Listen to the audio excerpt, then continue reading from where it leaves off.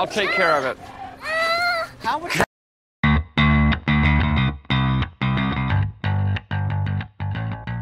Hai, apa kabar Halikores? Gue harap kalian semua dalam keadaan sehat walafiat, tidak kekurangan satu apapun ya. Oke, kali ini gue membawakan alur cerita film barat yang berjudul Room, tahun 2015. Katanya, film ini diangkat dari sebuah kejadian nyata yang menimpa seorang gadis malang dari Austria. Mungkin karena film ini diangkat dari kisah nyata dan naskahnya sangat bagus, Brie Larson alias Simba Kapten Marvel bersedia terjun ke dalam film ini untuk berperan sebagai tokoh utama. Pilihannya terbukti tepat, karena film ini mengantar Brie Larson menyabet piala Oscar. Lalu, bagaimana alur cerita lengkap dari film tersebut? Tanpa basa-basi lagi, langsung saja kita meluncur.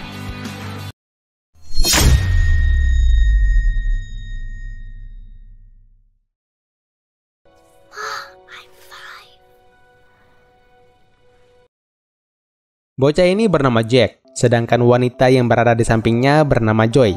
Mereka adalah sepasang ibu dan anak. Hari itu Jack genap berusia 5 tahun dan Joy telah merencanakan akan merayakan hari kelahiran Jack dengan membuat sebuah kue ulang tahun. Selayaknya bocah 5 tahun pada umumnya yang dijanjikan oleh ibunya untuk merayakan ulang tahunnya, Jack tentu sangat bahagia.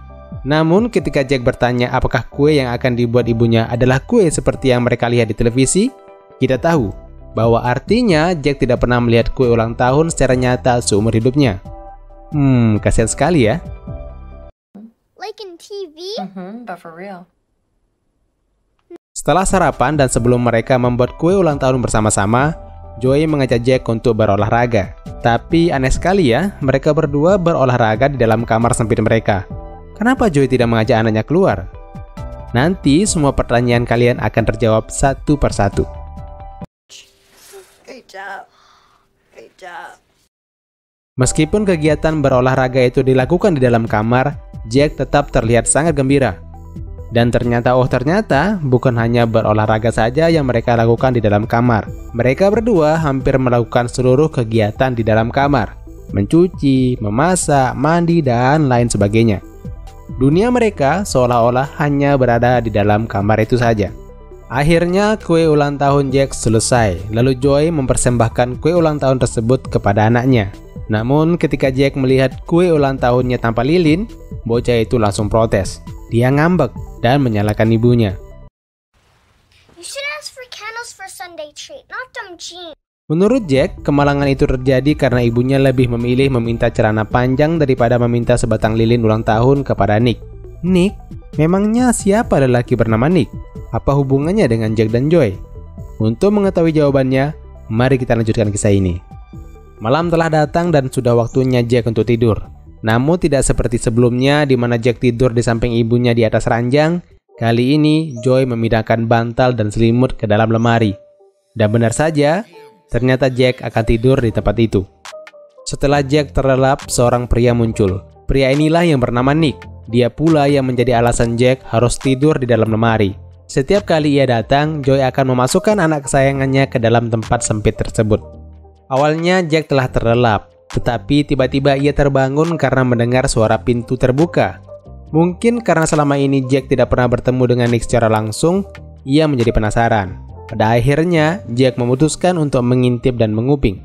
Nick datang membawa persediaan seperti biasanya, celana panjang, pir kalengan, dan barang-barang yang lain yang dibutuhkan oleh Joy dan Jack.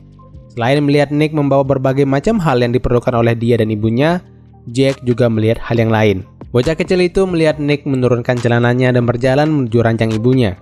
Ternyata inilah alasan kenapa Jack harus tidur di dalam lemari. Setelah itu kita akan dibawa untuk lebih memahami apa yang terjadi dalam film ini melalui isi kepala Jack. Dalam pikiran bocah kecil itu kita diberikan gambaran tentang definisi kehidupan yang dikenal oleh Jack.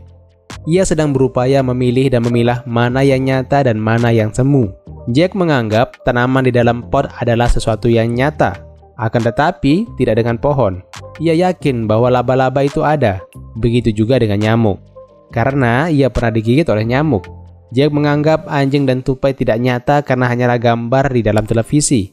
Jack juga mengira bahwa orang-orang di dalam televisi berbeda dengan dia dan ibunya karena mereka semua berbentuk datar.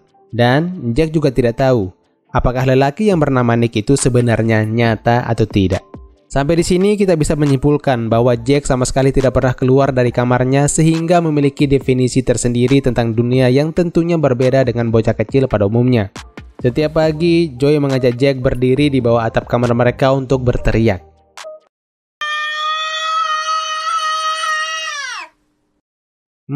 Sebuah tindakan yang aneh ya. Jack mengira bahwa mereka sedang berteriak kepada alien. Itu semua terjadi karena begitulah cara Joy menjelaskan apa yang mereka lakukan. Namun, hal itu membuat Jack bingung, karena alien tidak pernah membalas teriakan mereka. Jack dan mungkin saja Joy tidak pernah tahu bahwa busa-busa yang berada di atap kamar adalah busa-busa peredam suara. Sehingga sekeras apapun mereka berteriak, suara mereka tidak akan pernah keluar dari kamar tersebut. Lagi-lagi, Nick datang mengunjungi Joy. Bedanya, malam ini tampaknya terlihat tidak bersahabat. Bahkan, ia tidak membawakan vitamin untuk Jack seperti yang dipesan oleh Joy. Ternyata hal tersebut dikarenakan Nick mengalami kesulitan keuangan. No, but what does that mean? 6 months I've been laid off. 6 months. Mendengar pengakuan tersebut, Joy menjadi cemas. Jika Nick menganggur, pastilah ia dan Jack akan terkena dampaknya. Kemudian dengan hati-hati, Are you looking for a job? Jack yang berada di dalam lemari yang sedang menguping pembicaraan Nick dan ibunya tidak sengaja mengeluarkan suara. Langsung saja perhatian Nick teralihkan. Dengan wajah yang tegang, Joy segera mengajak Nick untuk tidur untuk mengalihkan perhatian pria itu. Ketika malam telah sangat larut dan semua orang sudah tertidur pulas, pada saat itulah Jack keluar dari lemarinya. Sambil mengendap-endap, Jack mendekati Nick. Dia ingin mencari jawaban, apakah Nick nyata atau tidak. Namun tiba-tiba, Hey, Sonny. karena Joy terus berteriak, Nick menjadi berang. Dan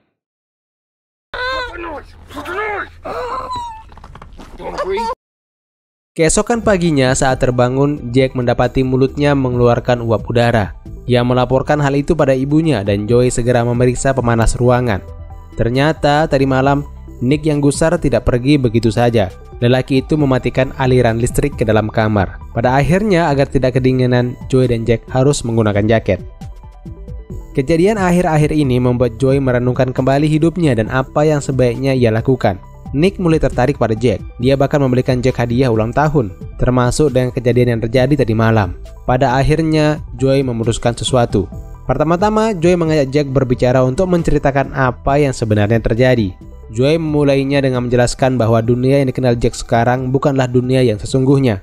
Mereka hanya hidup di dalam kamar dan di luar kamar mereka lah dunia sesungguhnya berada. Namun karena sejak lahir Jack berada di dalam kamar tersebut, dia tidak bisa begitu saja menerima penjelasan dari Joy.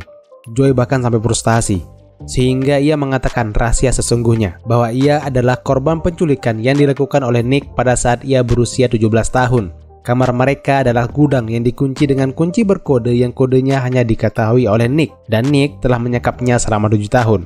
Dan beginilah tanggapan Jack.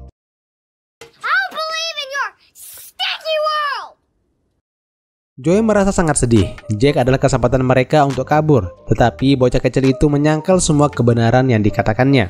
Untunglah Jack adalah anak yang cerdas. Perlahan dia mulai memikirkan cerita ibunya.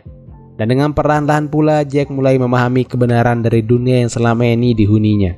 Perubahan Jack membuat semangat Joy kembali tumbuh. Ia merasa bahwa mereka memiliki kesempatan untuk melarikan diri dari tempat itu. Lalu, Joy menyusun sebuah rencana untuk melarikan diri. Dia dan Jack harus bekerja sama untuk mengelabui si penculik itu. Joy memasak air panas. Air itu dikompreskan ke wajah Jack untuk membuat anak itu terlihat demam. Rencana itu terlihat cukup menjanjikan karena wajah Jack berubah menjadi kemerah-merahan dan tampak seperti orang yang sedang sakit. Sebagai tambahan rencana, Joy mengarang sebuah cerita bahwa Jack sakit karena pemanas ruangan yang mati. Rencana utama dari Joy adalah dia akan meminta Nick untuk membawa Jack ke rumah sakit. Lalu saat Jack bertemu dengan seorang dokter, bocah itu akan memberitahu bahwa dia adalah korban penculikan. Rencana seperti itu memang hanya akan berhasil jika Jack sudah cukup besar untuk mengerti apa yang harus dilakukannya. Akan tetapi rencana mereka tidak berjalan sama sekali karena Nick menolak membawa Jack kemanapun. Nick lebih memilih mencarikan obat tambahan daripada membawa Jack ke rumah sakit. Joy tidak menyerah. Ia menemukan ide baru. Jack akan berpura-pura mati karena Nick tidak mau membawa Jack ke rumah sakit. Nick pastilah akan membuang jenazah Jack di satu tempat untuk menghindari bau busuk. Di tengah perjalanan, Jack harus keluar lalu melarikan diri dan kemudian meminta pertolongan dari seseorang. Kira-kira seperti itulah rencana dari Joy. Sepanjang hari, Joy dan Jack berlatih untuk menyempurnakan rencana mereka tersebut. Ketika waktunya sudah datang, Joy membungkus tubuh Jack dengan karpet dan dia menyiapkan roman wajah sedih dan terpukul. Sehingga ketika Nick datang, ia akan langsung percaya. Dan Nick memakan umpan tersebut. Dengan tergesa-gesa, Nick membawa jasad Jack yang terbungkus karpet ke dalam mobil pickup merah miliknya. Di tengah perjalanan, seperti yang dikatakan ibunya, Jack keluar dari balik karpet. Bocah itu terperangah melihat dunia yang selama ini dilihatnya hanya dari televisi. Setelah itu, Jack mencari kesempatan untuk kabur. Pada saat mobil berhenti di persimpangan, Jack melompat dari truk. Nick melihatnya dan ia langsung mengejar. Saat Jack berusaha kabur, ia menabrak seorang lelaki yang sedang membawa anjingnya berjalan-jalan. Jack terjerembab dan Nick berhasil menangkapnya. Nick lalu menyeret Jack kembali ke truk. Jack tentu saja memberontak dan berteriak minta tolong. Kejadian itu tentu saja membuat si lelaki yang membawa anjingnya curiga. Lalu ia meminta Nick melepaskan Jack dan mengancamnya akan menelepon polisi. Nick ketakutan, lalu melempar Jack dan ia melarikan diri. Pada akhirnya polisi datang. Mereka memeriksa Jack. Bocah kecil yang sepanjang hidupnya hanya bersama ibunya itu kesulitan untuk berkomunikasi dengan sang polisi. Ia terus-menerus menyembunyikan wajahnya. Namun untunglah polisi yang membantu Jack sangat sabar. Ia mampu menangkap penggalan-penggalan informasi yang dikatakan Jack.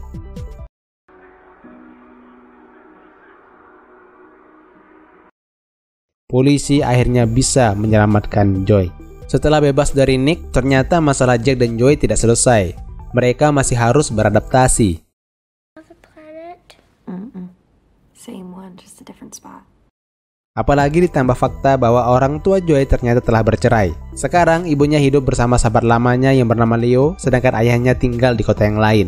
Mereka berdua juga harus menghadapi bahwa berita penyelamatan mereka menjadi berita yang besar. Stasiun televisi berlomba-lomba ingin mewawancarai mereka. Proses adaptasi ke dalam lingkungan baru tidak berjalan dengan mudah, apalagi dengan segala urusan yang menyertainya. Wawancara dengan televisi, proses persidangan, dan pemeriksaan berkala pasca trauma yang dijadwalkan oleh dokter. Jack juga masih susah untuk berhubungan dengan orang lain selain ibunya. Masalah lain yang timbul adalah ayah Joy ternyata enggan menerima Jack sebagai cucunya karena bocah kecil itu adalah darah daging dari penjahat yang menculik anaknya selama 7 tahun. Untunglah sikap yang berbeda ditunjukkan oleh Nancy, ibunya Joy, dan Leo yang memberikan dukungan penuh pada anak dan cucunya. Namun rasa tertekan Joy teramat besar, sehingga sebuah wawancara dengan stasiun televisi yang dilakukannya yang terkesan memojokkannya malah memberikan stimulus kepadanya untuk melakukan bunuh diri. Pada satu malam, Jack terbangun dan menemukan ibunya telah berbaring di kamar mandi dengan mulut penuh busa.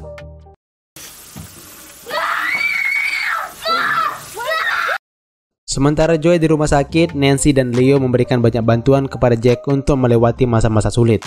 Perlahan Jack mulai bisa beradaptasi. Bahkan ia bisa membagi semangatnya kepada ibunya dengan meminta neneknya untuk memotong rambutnya dan menyerahkan potongan rambut itu kepada ibunya di rumah sakit. How come? She needs my strong more than me. Potongan rambut Jack membuat Joy sadar akan kekeliruannya. Hidupnya bukan milik dia sendiri, tetapi juga adalah milik Jack. Pada akhir cerita, Jack dan Joy pergi ke rumah Nick. Mereka berdua menyambangi kamar tempat mereka disekap dahulu. Jack mengucapkan selamat tinggal pada semua benda yang masih tersisa di sana. Mereka memutuskan untuk melanjutkan hidup dan meninggalkan kenangan masa lalu tersebut di belakang mereka. Dan film pun tamat. Nah, Likores, itulah alur cerita dari film Room yang dirilis pada tahun 2015 yang diperankan oleh Mbak Captain Marvel sebelum melawan Thanos. Sebenarnya film ini sudah dipermak sedemikian rupa dan agak berbeda dengan versi kisah nyatanya. Karena dalam kisah aslinya, Elizabeth Prince disekap oleh ayahnya sendiri selama 24 tahun dan melahirkan 7 anak. Ia disekap di dalam bunker yang hanya berjarak 6 meter dari rumahnya sendiri. Parahnya, ibunya tidak tahu sama sekali. Dia bahkan dianggap kabur dari rumah dan ikut sekte agama tertentu begitu. Serem banget kan? Semoga hal kayak gini jauh-jauh lah dari kita ya. Oke, gue pamit undur diri, sampai jumpa di alur cerita film berikutnya. Dan kalau kalian punya film favorit yang ingin kita buatkan alur cerita filmnya, silahkan tulis di kolom komentar. Adios.